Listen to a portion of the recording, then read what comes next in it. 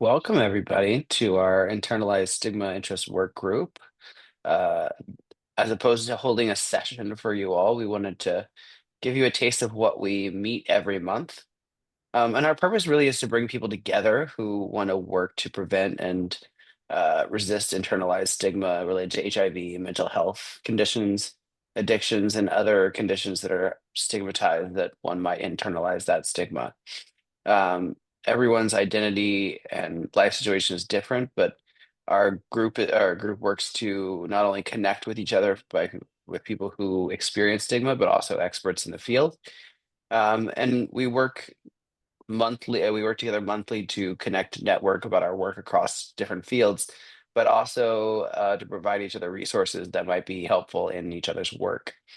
And lately, well, at least we've been trying to work on projects together that might help with that internalized stigma. And we have those meetings the fourth Wednesday of every month at 3 p.m. Standard or 3 p.m. Eastern, uh, every fourth Wednesday.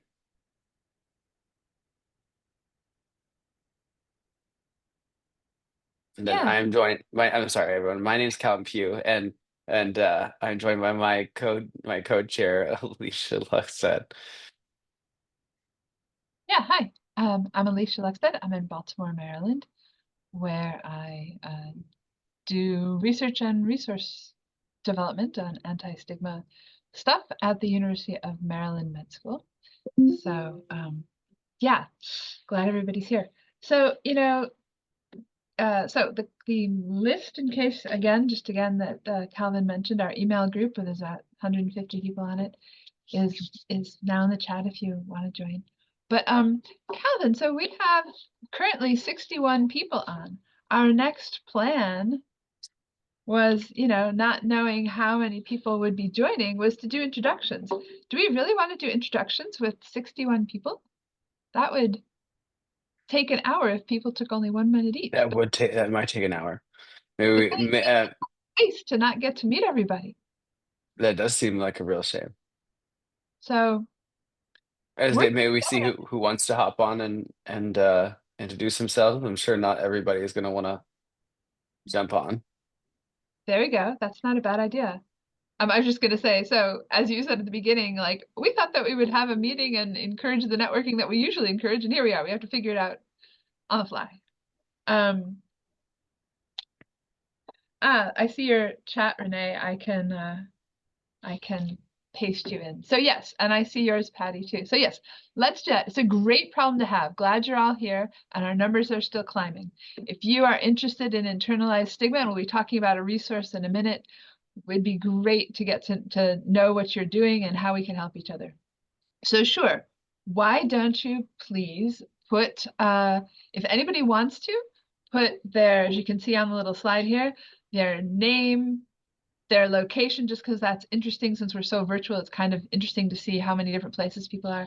If there's certain areas of stigma that you work in mostly, and one thing that's bringing you joy recently, if you want to put that in the chat, please do.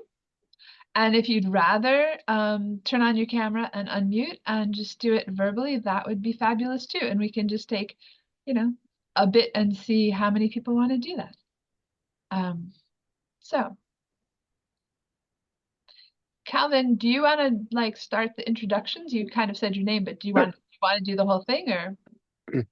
Sure, I'd love to. Hi everyone. I'm Calvin Pugh. I live in Kansas City, currently in a hotel room in DC.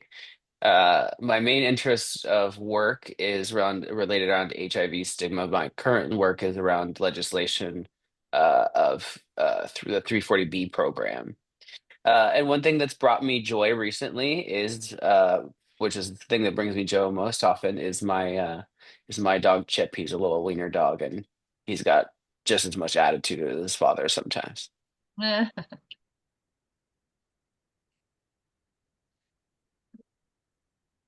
Anybody want to go next? Unmute yourself and is it Cabria? Hi, yes, it's Cabria. Cabria, sorry. Hi. Well, thank you so much for that introduction, Calvin. I'm originally from Kansas City, so glad to see another Midwesterner on the call. I currently live in Dallas, and I am a dedicated FTE for stigma reduction work within the Ryan White grant management system. So a very unique position. I'm very new to it. I've just reached my 6 months and kind of exploring what information is out there right now. I think this group is interesting just because I haven't seen as many groups tackle like internalized stigma besides like more international groups. So looking forward to seeing how we can do some of that um, here locally in Texas. I'm also here in DC as well in a hotel. So if we're doing any meetups, I would definitely like to join you all and kind of collaborate and get together. And my name is Cabri Original. I think I put my information in the chat, but if I didn't, I will definitely do it now. Thank you. And Cabrillo, thank you so much for introducing yourself. And we have not done that, like local meetups for when there's a cluster of people, but it's a fine idea. I'm not far from you in DC, and actually temporarily Calvin's in DC as well for a few moments. But I see a couple other people who are in Maryland, DC, Rhonda in Baltimore City even. So thank you. You've already added a good idea to our network here. And if you're able to see the chat, you should see the wide range of people who have put their info in there, because you might find someone that you want to network with. Are there others before going on, we can take a few more minutes? Are there others who want to introduce themselves or what brings them joy?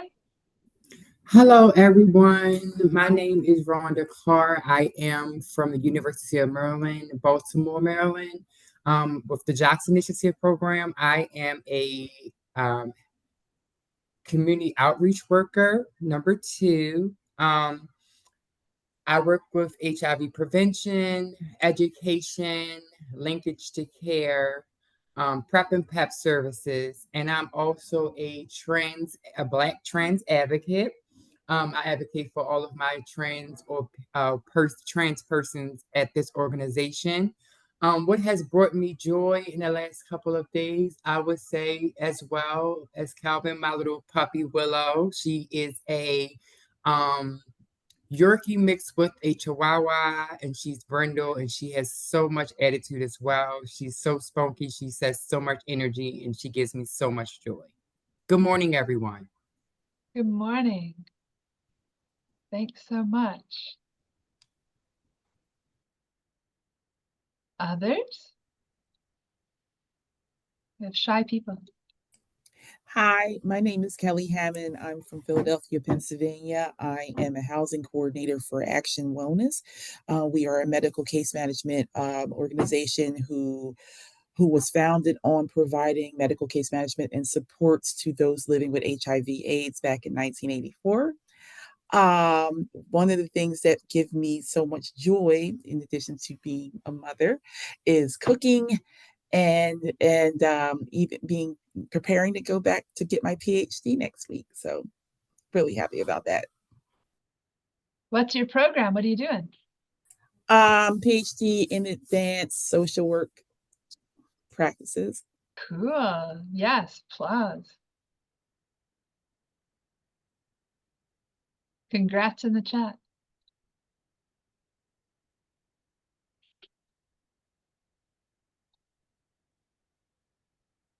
Other people who want to speak up or introduce myself? please? Your background is fabulous.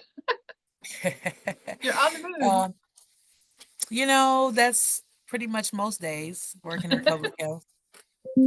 My name is Keita Chandler. I'm a health program manager at Mecklenburg County Health Department in Charlotte, North Carolina. So I run a mobile outreach program, and in our mobile outreach program, we focus on quite a few things: childhood immunizations, adult immunizations, screenings. We give out Narcan. We do HIV, STD, health education, as well as testing. on all of our units. We have 3 units as well as we have a dental unit. So definitely happy to be in this space, to be able to learn more about how to effectively do mobile outreach, since that's kind of like the wave right now. Something that brings me joy right now is days off. Sure. Because I do work in a mobile space. Um, you know, I don't get a lot of days off. It's a lot of weekends, it's a lot of nights. So right now, you know, having the opportunity to be able to take some time off for me is bringing me joy. For sure. For sure. I have to say, I'm cheesy. I love those little things. They're so funny. I'm very cheesy. Seeing what you put in, what Sophia, thanks for adding to the chat. Seems that we have a number of people, Calvin, who have wiener dogs with lots of attitude. I think it runs in the. My mom blames me, but I think it just runs in the breed.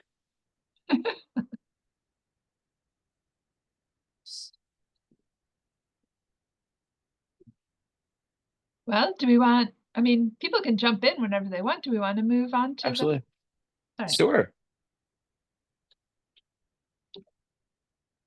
So, So part of our. Oh, go ahead, no, Alicia. no, please. So part of the things that we have been talking about amongst the co-chairs of the group is how to get people engaged in participating and coming back and feeling like they have some ownership over the group. So one of the things that we've talked about is working on small projects, um, things that don't take a lot of effort, don't take a lot of time because all of us are busy. And when you throw more projects, you agree to do more projects, then we're all tired. And at 5 o'clock, we'd all like to sign off. So one of the things that we talked about, and over the years that we've been part of this group, we've done presentations for the conference. We did something else too, Alicia. What was that? It is kind of a miniature photo voice project Yeah. Oh, that's right. Yeah. and blog posts, And articles that we wrote collectively. so we've done some small projects, and we want to try to over next year to work on a couple other small projects just so we have some buy-in from everybody. So one thing we talked about a few months ago was that uh, Patty gave us a great tip off that folks wanted something they could take home and use when they were at home. Be that someone who's dealing with internalized stigma or someone who works in the field who might be working with people who do experience internalized stigma. So something we thought about was just a little card, um, something that people could take with them and then remind themselves of some best practices. Being that Alicia works in research and mental health, we tapped her expertise on what are some proven ways that folks can counteract internalized stigma, be it they're sitting in the doctor's office or at home, or they've just gotten off of a dating app and someone stigmatized them and then they're sitting there and internalizing those things. So we created this little card and there is a QR code for you there, for you to download it off of the shared drive, or off of my Dropbox. And if we want to go through it briefly, I'm going to preface this by I am going to have to jump off in like a little less than 30 minutes, and I apologize. I have to run to another meeting. But you want to pull it up there, Alicia, and we can kind of go through some of it. Oh, yes, I'm sorry. I thought I It's okay. had. First thing I think it's good to clarify as I scroll down, where'd it go? So I think you can see the card now, yes? Mhm. Okay. I was going to say that we all probably know, I have different ideas. There's lots of ways to define stigma, but the disrespect, stereotypes, discrimination, obviously, and it can rise to the point of I don't know, aversion, hate, and violence. But when any of us start to absorb those stigmatizing messages into what we think about ourselves and our future and start to believe that they're true of us, that's what we call internalized stigma. And that is really corrosive to one's persistence in coping, to one's dreams, to keeping one's spirits up. And so this interest group, we talk about all sorts of things related to stigmatization in all kinds of forms, but we really try to focus on this idea of internalized stigma, because it's kind of neglected and some people don't even know what it is. And yet we often, all of us, experience it in different ways. So one of the things that we're doing just by you being here is I think it's really important for us to include in our conversations about stigmatization the danger of internalized stigma, that it's not just unfair or not nice messages out there, it's really dangerous and a hazard.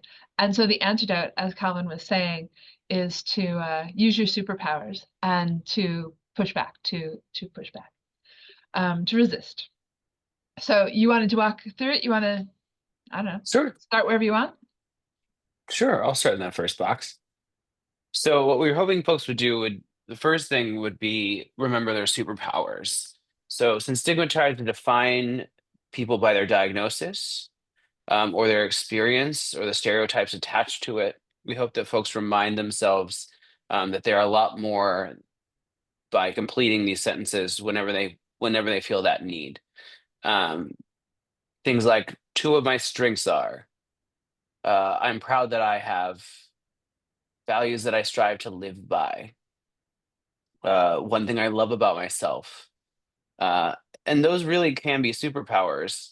We also put at the bottom something that one of our group members posed to us, that a daily affirmation is that they look in the mirror and they say they love themselves, because many of us know that love is a counteract to some of the hateful things that we say to ourselves or each other, which is unfortunate, but love is an antidote to a lot of those things. um do you want to go through the mindfulness, Alicia? Sure. Um, Another thing that's really stood the test of time, and I'm sure you all know this, and maybe you even want to unmute and add some comments or put it in the chat, but is that by being deliberate about what we allow into our thinking and by being aware of what we're thinking, and sometimes that's not easy, can be a source of strength, and it can help you decide whether, like, oh, that is creeping in. I hear whoever's voice, or I've heard that message somewhere before. And so mindfulness is one way of being aware of what's going on in our thoughts. And you probably are familiar with the general tenet of you can notice your thoughts without engaging with them and just sort of see them floating by. And there's lots of different ways to do that. Some people, it's more meditation. Other people, it's more movement, like taking a walk with one of those attitudinal wiener dogs. Some people, it's cooking, where you're kind of in a flow and your mind is wandering and you can just sort of see, wow, that is really bothering me. It keeps coming up, or something like that. Down here on this card, we just tried to, we're trying to make something super brief that you might want to do something with, and we're going to ask you about that. But so we just put 3 brief examples that when my mind is racing, or when I can't stop, cogitating on something, grounding exercise that sort of gets you back into the here and now is the first one down here. And there's many ways. You may have a favorite one to, again, contribute. But one of the common ones is just using all your senses. So in this version, just pausing for a moment, sitting quietly or standing quietly or whatever, waiting for the bus quietly, and observing 5 things you can see, 4 things you can hear. Maybe it's like the bus pulling up and the lawnmower over there and the kid on the scooter or something like that. 3 things you can touch, which could be, your own jacket, this what's touching you. 2 things you can smell, and is there 1 thing you can taste? And just by going through those calmly, it just sort of grounds you in the moment. Another common one is some people said that they found the repetitive whatever behavior, I'm mixing up my words, about tapping, of just sort of like the fidget spinners that used to be trendy, that just some sort of small movement can help get the tension out and again ground you in the moment. And there's a number of different techniques for that.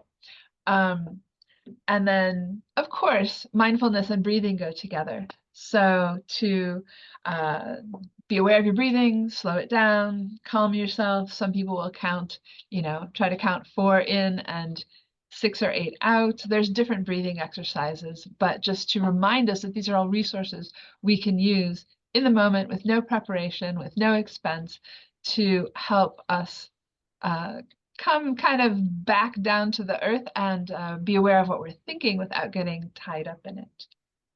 And then that can lead, once we're aware of what we're thinking, and might decide that some stigma is creeping in there, because I mean, how can it not? These messages are pretty much everywhere a lot of the time. You can actually take another step, not just aware and detach, but to replace. Do you want to take that one, Calvin, or you want me to continue? Sure. Okay. Yeah. So when talking about replacing things, oftentimes stigma manifests as a creeping thought in our heads, because it's just common. It can be dangerous as a person personally living with HIV. Some of the things that someone could say on a dating app, or some of the stigmatizing messaging. I mean, even in prevention and care settings, some of the messaging that happens in those spaces can be really dangerous because people internalize those things. HIV specifically has a long history of stigma that people have internalized and messages that they believe about themselves. And this can be really dangerous and really detract from someone's self-worth, which, all of us who work with patients or with clients don't want someone to take their condition or their situation and turn that into something that they believe is a negative. We want people to believe that this hasn't altered their value in any way, because that's the truth. Someone's condition or their situation doesn't alter their value to humanity. So we added this replace for strength. Um, so when we think about people internalizing these messages, they'll start to think these things are true about themselves. And something they can take away the power is using 3 steps. One, ask, is the thought true? So is this stigmatizing thing that I think about myself true? Is it helpful? Well, most of the time, I think the answer to both of those things are no. Oops, sorry. I think I just missed It, it. I think it's still there. Oh, okay, sorry. I thought I Yeah, messed you're it up. good. On my screen, I messed it up, but happily not for anyone else. So sorry. Carry on. Sorry. You're I you're fine. And if it's not true or helpful, you don't want it in your thinking. So what is a replacement that is true and is helpful? And so if someone is having these thoughts, um, you want to deliberately replace it with something that is a better statement. So, and repeat that as often as it's necessary until you believe it. Because if we do something enough, we say fake it till we make it. But also, you repeat something until you believe it's true. And we see that in lots of areas in the world. Um, but, the stigmatizing thought might be, my life is hopeless. No one will love me. I'm not worth anything. Those are stigmatizing thoughts and things that people could replace them with. There are always hope because no one knows the future, and I can do things to improve my situation. Um, for folks who may feel that, no one's going to love me, people around you love you. You know, if you have to, these people love me, my friends love me, my parents love me, my dog loves me. And counteracting those thoughts and replacing them with positive affirmations can really alter the way that people look at themselves. And I think that's super important as we engage with people who really, need that solid step in their lives.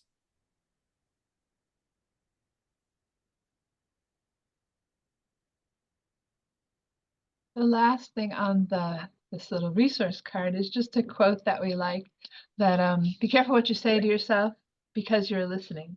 And I think the reason that I like it so much, or it's so important, is because we often cannot control what society, what certain authority figures, anybody, family members, media are saying about something that we're going through, whether it's homelessness, or whether it's HIV, or whether it's sickle cell, or whether it's depression, or whether it's being LGBT, any of these things, and so many more.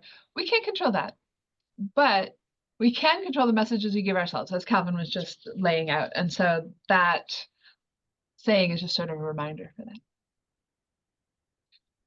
So, I mean, that's one thing we had to offer, was kind of boiling these things down. Now that we're there, before we go into like how I might use it, I'm just wondering if anybody has comments, questions, other things you think people should keep in mind from your own work. And before that happens, I'm sorry, y'all. I do have to hop off. My car is here. Yes, I will. well, I thank hope to you for see the you work all. that you're doing, Calvin, trying to preserve things. So, Absolutely, my pleasure. And I hope we see you all in December. next later. Take care. Bye. So, like we were saying, we just wanted to kind of boil down a few of what's known can really help and really are superpowers, in hopes that these might relate to work that you're doing, and could, you can download a copy, you can slice and dice, whatever would be helpful. And yes, Lisa, it's totally available. I see what you're putting that. That's why there's just a couple of comments above you. There's a direct link, and you can use the the QR code, which you currently can't see because I'm not showing the slides. Sorry. Just credit like Howard University International Stigma Conference, internalized stigma interest group. It's not really me or Calvin or Emily is the third co-chair or anything like that. But so what's your reactions? I see, Julia, you have your hand up. Please feel free. Yes, hi, Alicia. I love this Stigma Superpowers card. I think it really is very concise. I especially love the quote that you like, be careful what you say to yourself. I hadn't heard that before. That's really powerful. Um, I want to say that, we, as you probably know, we're going to be tabling on Thursday, my New York City stigma reduction team, and we have developed superhero characters, a superhero character for stigma, with one of our consultants, which is a kind of a technology company, RDE Systems. But we like the idea of superhero because, a superhero means it's kind of a fun way to think of yourself as some way, to empower yourself. It's something visual, it's creative, it's something you can, make up a superhero for yourself or participate in a project where you're a superhero. And so I love that idea of stigma superpowers. How did you come up with the idea? Honestly, we did not mean to steal your superhero. Sorry. No, that's fine. I think it's great. I feel like they complement each other because, like I said, ours is like a poll, and we're designing a superhero character for Stigma, but with input from the community. But we won't be unveiling it probably until the next Zero HIV Stigma Day in next July. So Ah, we're still working on it. But I love the idea of the card. I think it's because it's something you can distribute to people, and I think it's great.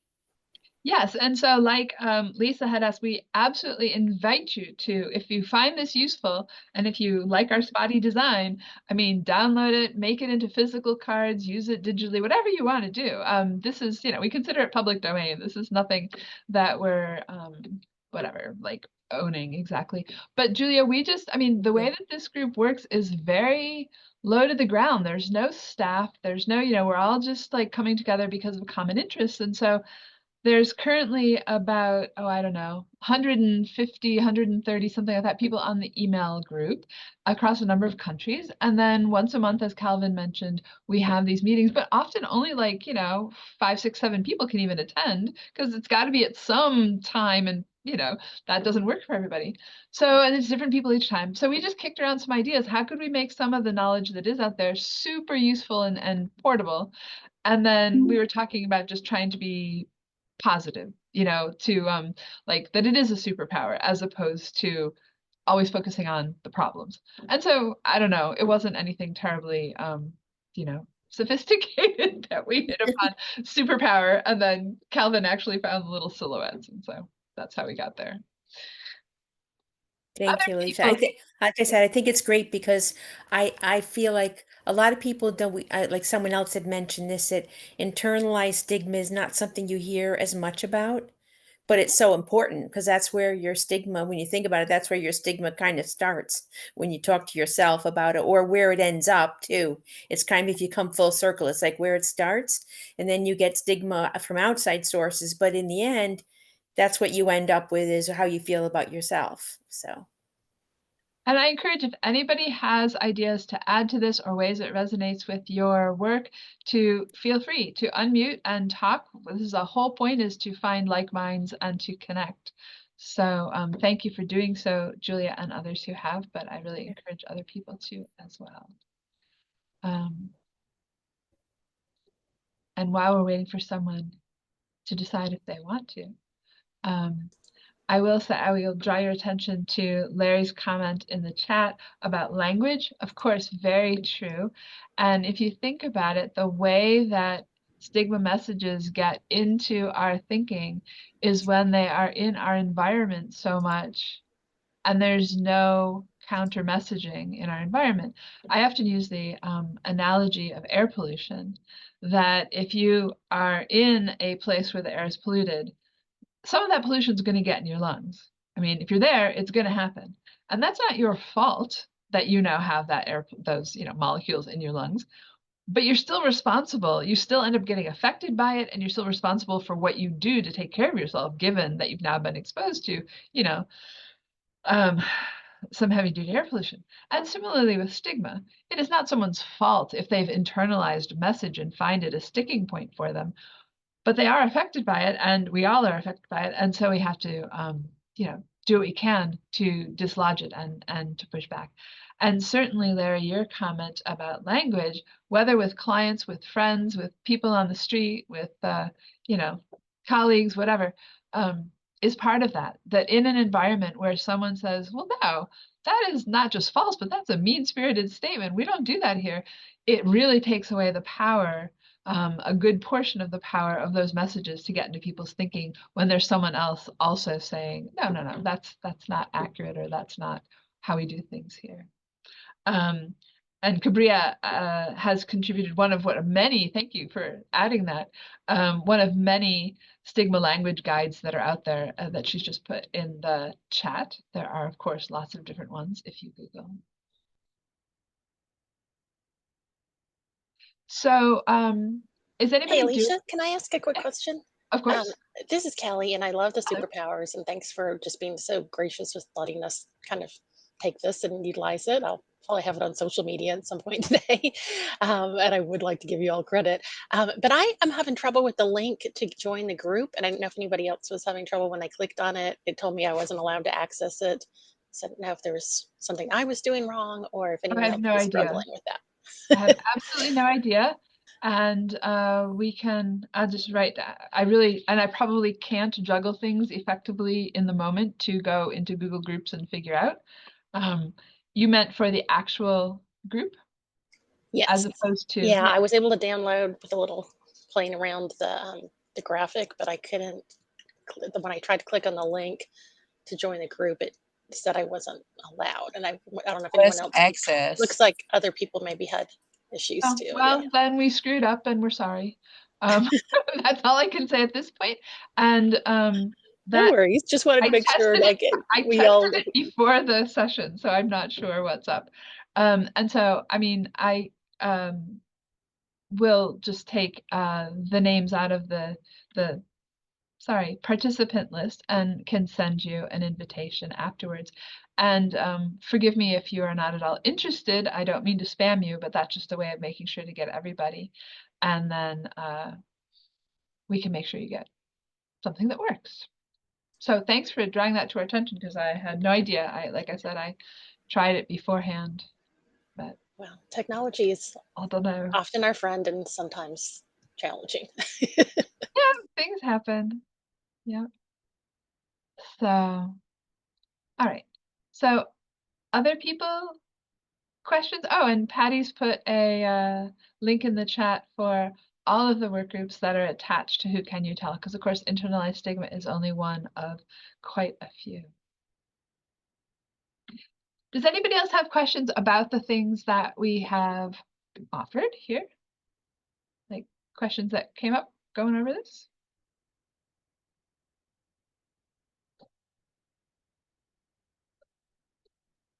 Okay. So then we don't know, and you please feel free to unmute and introduce yourselves, those who haven't. But we were wondering if there are ideas for how this could be used in your own work, or if you have ideas for the work group, or any chance that your group. Patty's asking if our group reached the max number for Google Groups. I don't think so. It is I don't, but sure, we can look into it later. Thanks for thinking of that, Patty. But it's only 150.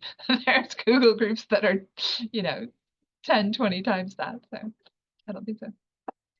Okay, so we thought here's a group of people who you are doing good work. I'm sorry that I don't know all of what you're doing, although a lot of it went by in the chat.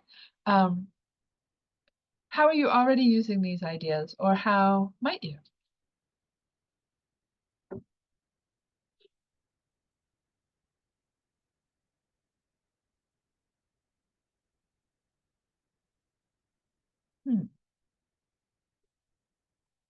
My question doesn't resonate.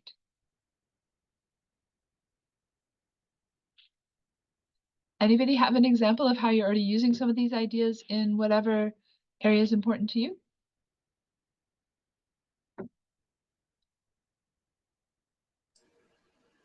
Hey, this is Kelly again. I'll just chime in one more time. I think for us, I work at a large HIV clinic in the South and also consult on a sickle cell project and focus a lot on linkage to care. And I do think stigma is still just one of our biggest challenges. And so having some tools like this that kind of combine with other things like trauma-informed care and motivational interviewing can really help when people are at that place at the very beginning of deciding whether to come into care or not, and having not the readiness, all the ambivalence, all the concerns that obviously can look unique for each person, but just having these as yet another way we can empower people, I think is really helpful. Thanks, Kelly. And that made me think, I saw a lot of people when they're introducing themselves, there's a lot of people that are doing various different types of community education, public education, health education in different roles. And I just wonder, for those of you who have any kind of, informing, educating, coaching in your paid work or your volunteer work, your activism, do you end up talking about internalized stigma in whatever area you're working on? Is that something you talk about a lot? I mean, you can, I don't know, send up little rocket ships if you want to respond that way,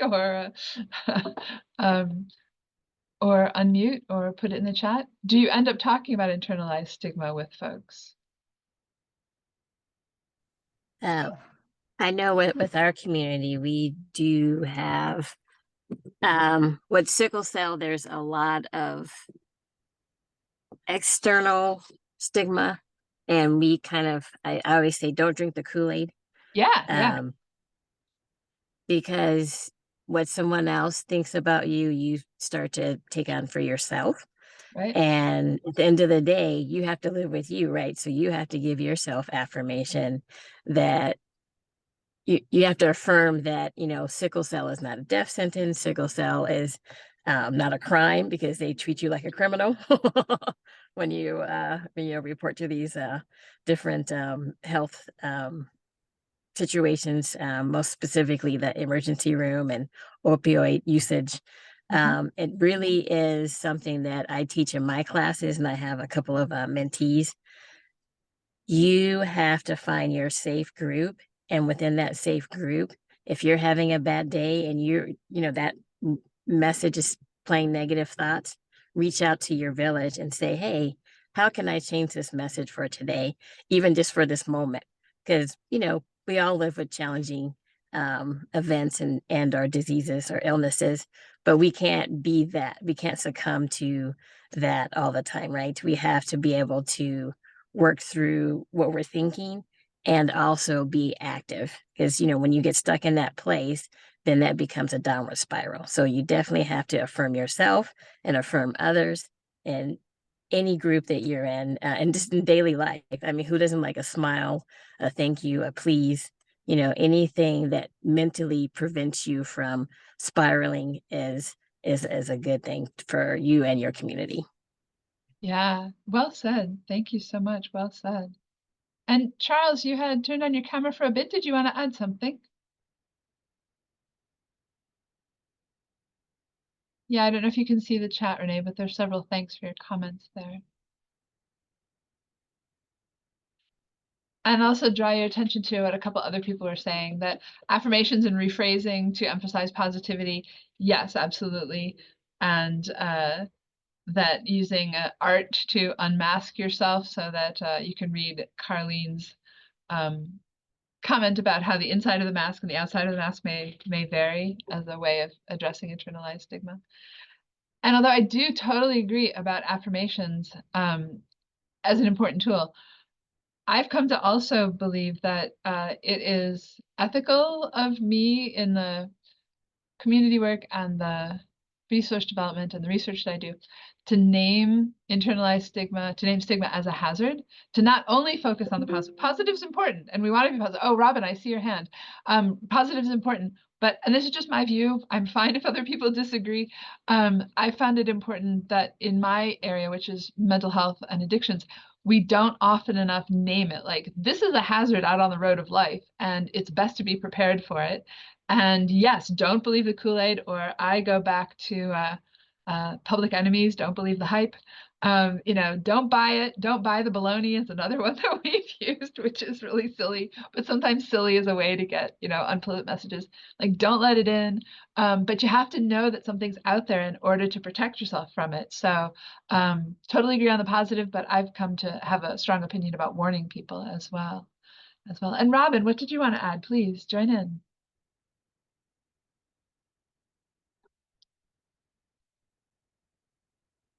You are muted, my dear.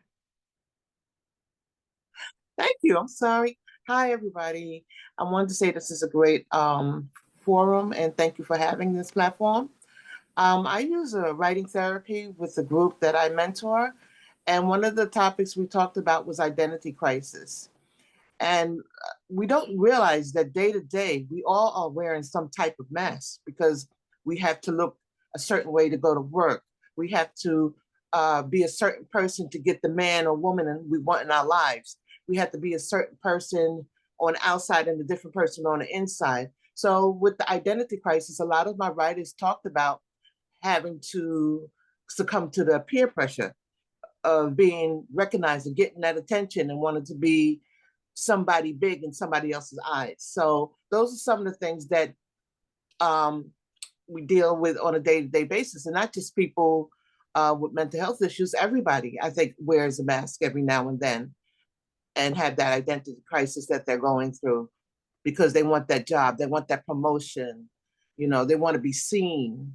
So it's a part of our human makeup to try to fit in.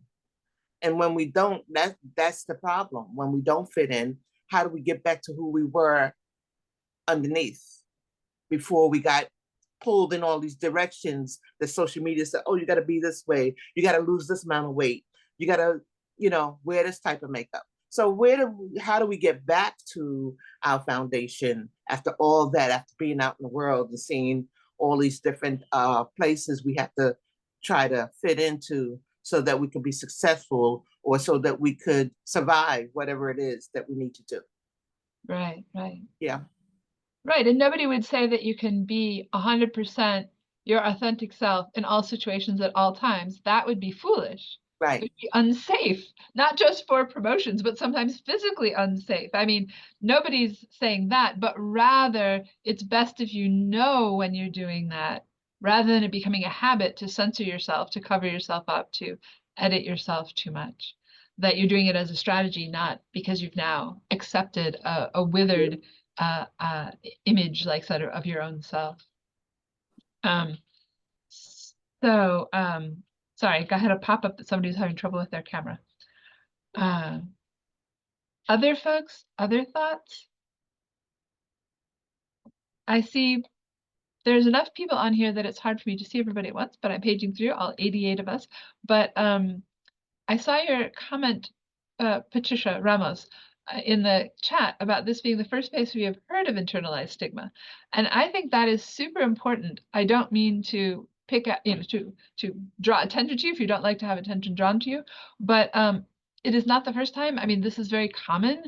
I actually chose to focus some of my work in this area because I would go to like accomplished, experienced activist organizations and community service organizations, and they just wouldn't even have this concept as they were talking about it. And it can often take away some of its power to just know it's a thing, that it's a problem, that it's a side effect of societal oppression. And then it becomes a little bit more manageable because it's not like good or anything, but it's this side effect as opposed to it being reality. Right. So And I'm sorry.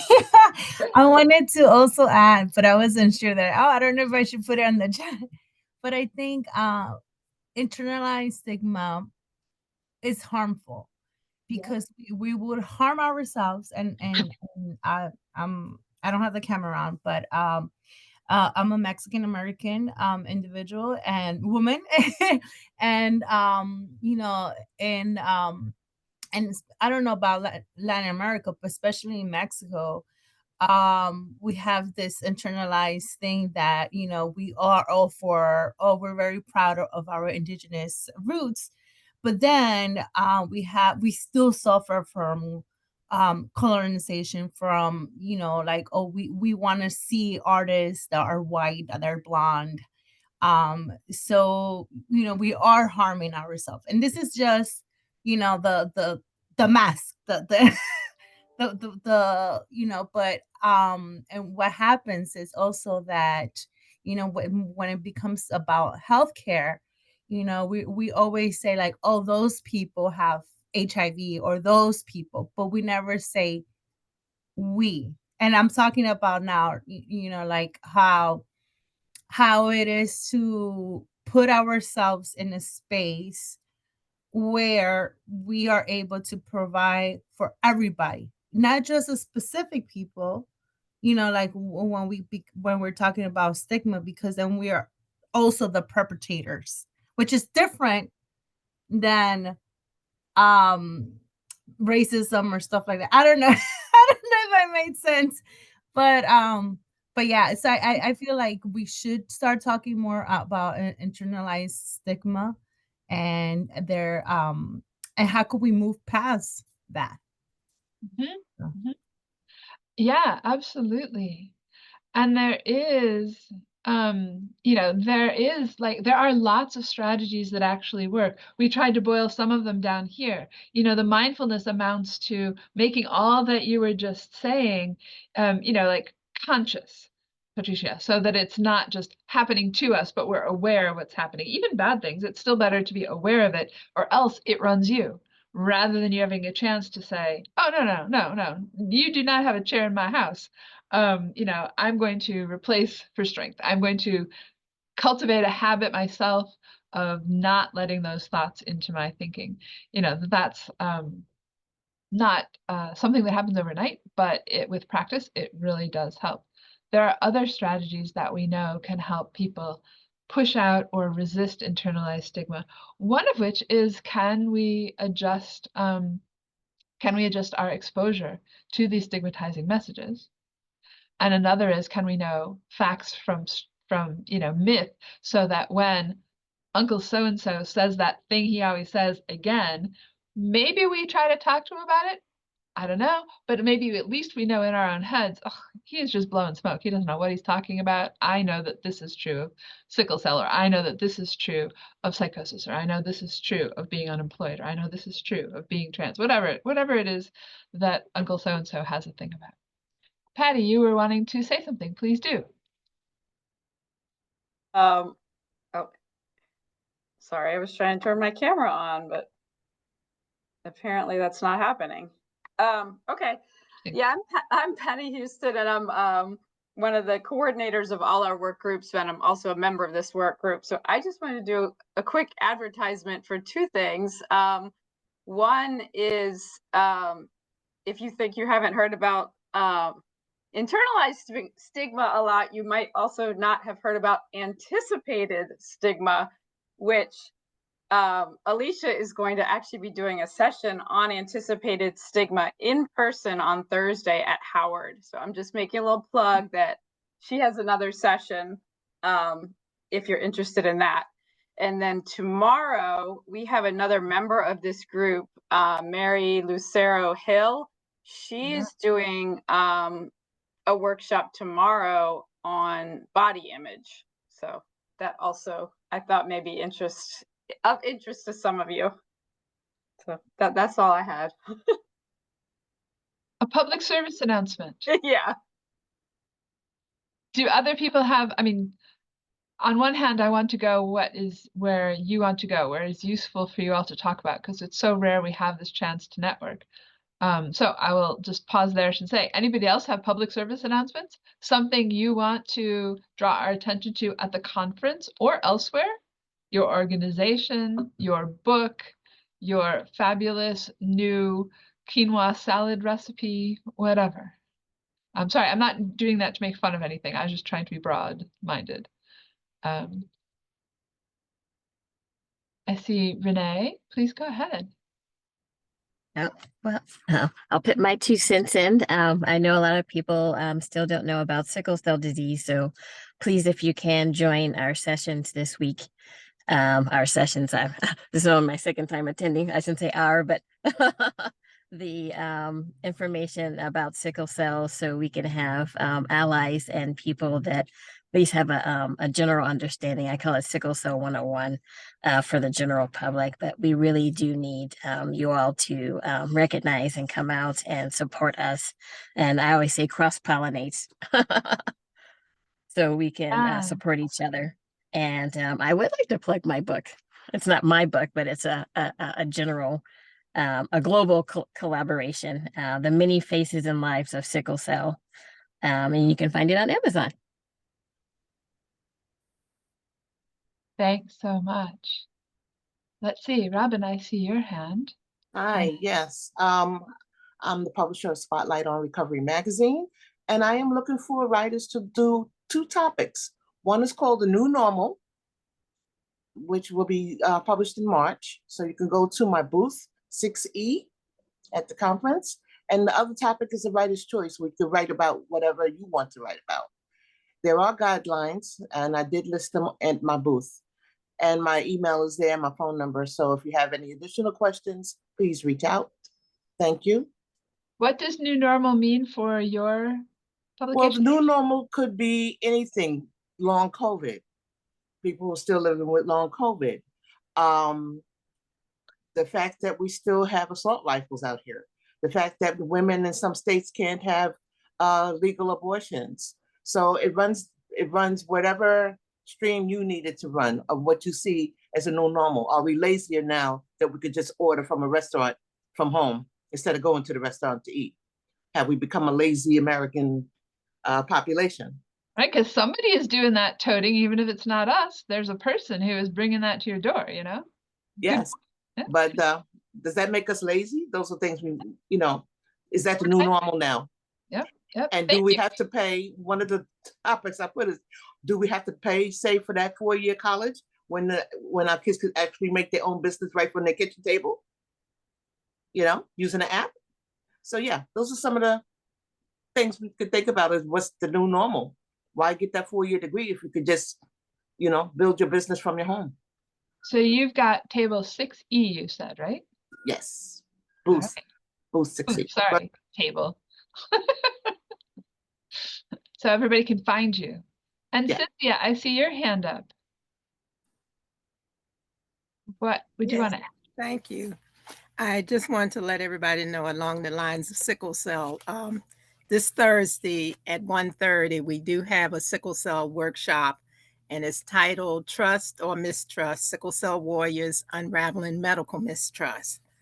And on the panel, we do have 2 warriors, two persons from the medical profession, and we have a clinical psychologist who has done research on medical mistrust using sickle cell as an example. And that's this Thursday in person at Howard University at the Blackburn Center from 1:30 to 3 p.m.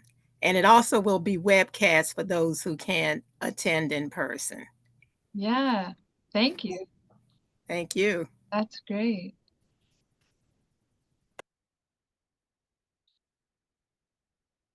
Okay, not seeing anybody else at the moment. I will just draw our attention back to a question that Haley put in the chat about how do you discuss the fine line between internalized stigma compared to humor or joking as a mechanism, or are they different sides of the same coin? So I imagine with all of the people here and all of your experience, you probably have a number of thoughts on that. So think about that for a minute. The way that I think about that is that whether, especially certain, ways that we have of joking with each other within a group, where it's understood what the double meanings of all these things are and what the joking means, that is the line for me a lot of the time. That if, like I am, what? Oh, that's a perfect word. So I am a queer person, and when that word is used, has somewhat been reclaimed by some people who like it as an umbrella term, as a name for a sort of widespread community, or even as a personal identity. But nonetheless, I'm not naive that when somebody yells it out of the window of a passing car and it's followed by a beer bottle, that they are not trying to connect for networking purposes. The joking and or the use of even that term within a group is really different than how it can still be used out of a group. And so kidding around about a certain stereotype or something like that, I think does have place. It's a way of oppressed people or oppressed identities blowing off steam, recognizing each other. There's all sorts of things. It's just real different when it comes from outside. And of course, Haley's very good point comes in, well, what if that could reinforce somebody's internalized stigma? We can't necessarily know. What about ambiguous situations? What about people who are in a community but not fully not comfortable with themselves? I mean, that's a matter of interpersonal sensitivity that we just can't necessarily know. So it is a really good point that somebody joking around about things, it could for an individual be that they're having some trouble with getting their own thoughts around that themselves, or internalized stigma. So I think you bring up a really good point, and I wanted to pull that out to see if anybody, had anything to add from their experiences about that. So Haley, do you want to say, sorry, I know we don't know each other. It's so funny to just like call out people's names, but do you want to add something? Do you want to join in here? Sure. So first, thank you for that in-depth response. I put that in the chat, but just wanted to say thank you. I guess my question or my thought is that sometimes people use like self-deprecating humor as like I said, like a coping mechanism. And I guess the reason that I bring it up is because someone else may see that that is stigmatizing language, but it's like you can't bring that up or say that because then it may stigmatize them when they're not already feeling that way. So it's just like a fine line, and I was just curious about like how to discuss that, how to maybe say like, hey, maybe don't say that about yourself, like how to like have those conversations with people. But again, fine line. It's definitely relational based and how you are connected to that person. But thought it was important to highlight. So yeah, but you put a finger on something there, which is that there can be different ways to speak up when there's something in our environment that we think is harmful in the world of stigma. And that can reduce the possibility that other people stigmatize it. I mean, you could do it, like, it depends, like you said, relational, so that if it's like a friend, you can, I don't know what your friendship would be like, but, something more like, you've said that a number of times about yourself. Is there something going on? That's different than like, don't use that language with like these kids who are just dealing with this. They don't know that you're joking. You know, those are like two really different situations, but you are being that counter message in the environment, whether to the person themselves or reminding them that their self-deprecating humor might not be taken as a joke to someone in their environment, depending. You know, and I'm sure people can think of 50 other better ways to do that, but when you said the word relational, I'm like, exactly. And we can then think, what might be something that I try at this moment to be that counter message? You know, in a friendly way, in a positive, respectful way, but not be passive about it.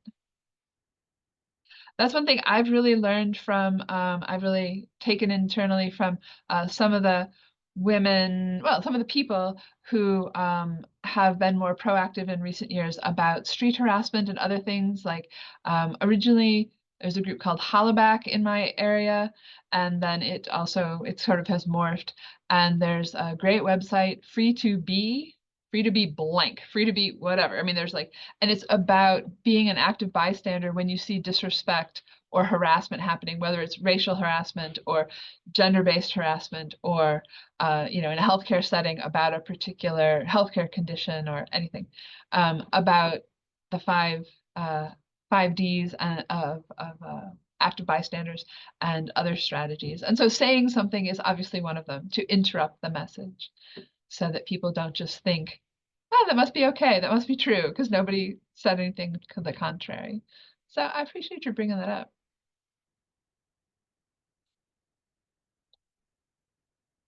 I keep hoping that somebody will have a very intelligent way of disagreeing with something. I mean, I'm just, are there ideas that anybody feels like we're leaving on the table that should be mentioned that we're not talking about with regard to internalizing oppression and stigma?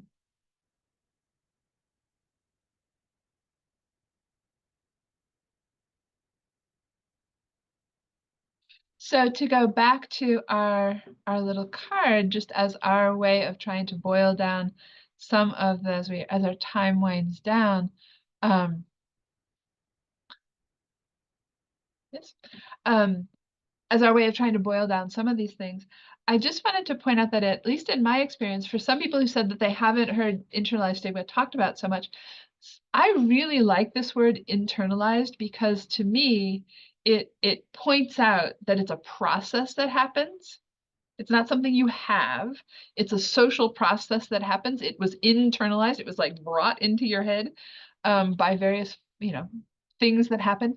And that just helps me think about that. Therefore, it's a process. Like we have something to do. Like we can help it. And I have also heard sometimes people don't use that word though. It's a kind of long word, kind of a mouthful, kind of academic-y. And so people do talk about the word self-stigma at times. Other people really dislike that word because it implies you're stigmatizing yourself and it seems kind of blaming.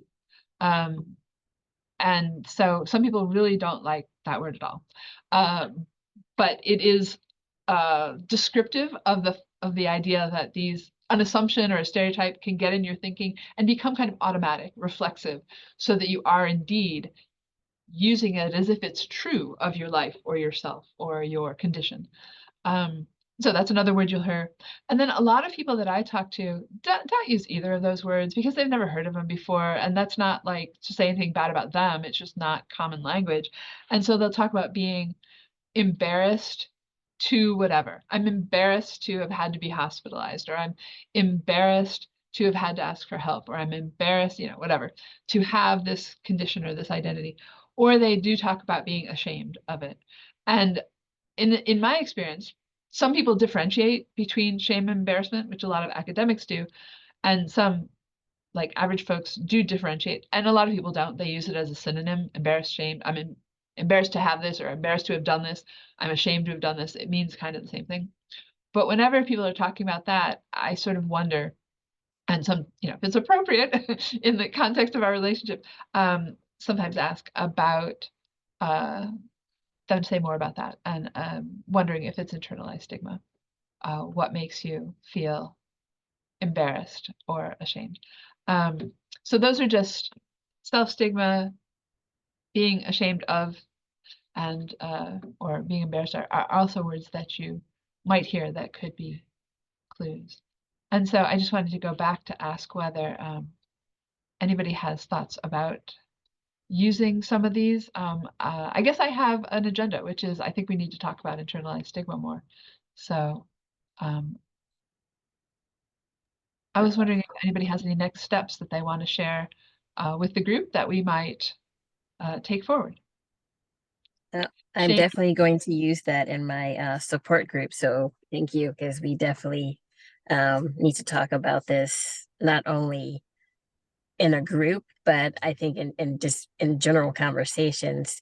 Is it doesn't matter what your situation is, there's some kind of negative thoughts coming in your mind, and you need to refute that. You need to as Christians we would say rebuke that, shame the devil, get it out of there, have some reframing, and have something. I always have a little card with me if I'm just at a blank and I can't think straight. I just get my little cheat sheet that I have in my car next to my favorite son, my only son. And so I see his What's on your smile and I cheat look at sheet, my Miss little Renee? cheat sheet. What is on your magical Oh, cheat it's a simple sentences is don't believe the negativity. Stop. sheet? And then just kind of, to kind of snap you out of it. And then I have some, Bible verses that I like to read. But the most important message is to stop and really think about it. So, STOP, alto. Don't do it. Yeah. So we have don't believe the negativity, don't drink the Kool-Aid, don't buy the baloney, and don't believe the hype. We can collect stigma resistance phrases. Oh, that's great.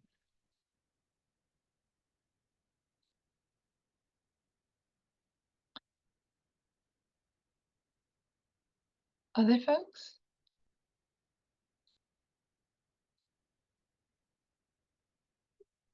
Oh, I see someone said we share shame and blame a lot from Miss Kelly. Yeah, do you want to say anything more about that, Kelly? Sure. I just think sometimes people don't kind of get what stigma is, but they get what shame is. And I really do like your word embarrassment because that doesn't sound, even though you can kind of put shame in it, it doesn't quite sound as maybe as harsh or as blameful or shameful. Like maybe it's a little easier to kind of even hear that that's how you're thinking. um, but yeah, like shame is just so prevalent in our community. And then sometimes that leads, to okay, whether I'm going to blame myself, whether I'm going to blame somebody else, but it's powerful and Yeah. dangerous. And I think, again, I work more in the HIV space, but Renee, I'm interested in connecting with you more on sickle cell too, because I'm working on a sickle cell project. And where I think, again, whatever words we're using, they they really are holding people back. They are really, yeah, not empowering folks. So Yeah, ways that we can work through them. thanks. So we think of this interest group as a place, as Calvin was saying, to work on small projects together across many different time zones and many busy lives. So hopefully you can make some use of this one, and you're welcome to join our conversation online and the monthly meetings. I've put a couple times, but I'm doing it again, my email in the chat. And I'm sorry somehow the link is not working and I'm not skilled enough at multitasking across multiple screens to unravel that one. But I will endeavor to get a list of participants so we can send you all an invitation. But also you can find me And I'm avidly interested in networking on whatever folks are doing in the area of internalized stigma, in across all different kinds of like health conditions and things. I'm currently working on a one-on-one intervention, sort of like I don't know, sort of like coaching about people who are HIV positive, but not virally suppressed, and who also use substances, about whether stigma is part of the picture, internalized stigma part of the reason, and in a very positive way, not a blaming way, seeing if meeting with someone who shares some of those life experiences in a semi-structured way can be helpful. So really interested personally in networking, and I really encourage everybody to use the conference for that. That's one of the most beautiful things about this conference. So I know we have other things to go to and other things to get back to. So happy to stick around if anybody has any additional questions you didn't get a chance to ask or something. But otherwise, feel free to send me an email if you want anything you couldn't get a hold of during here. And we'll also endeavor to send everybody this information all over again. So thanks so much. And thank you, Alicia. I can at least share no, I can't because I can't find it. I'm going to share the slides again so that you could at least see the QR code and such as people click off. And people can always connect with me after the conference. If there's something you need, I can link you to the right person. It may be a little challenging the next 2 days, but afterwards. Yep, thanks everybody for the work you're doing. That is really great to know there's so many good people out there doing such great stuff. Okay, we have a 30-minute lunch break, although there is a poster presenter during the lunch. So if at least some people can get on for that, that would be great. Great. Bye, everyone.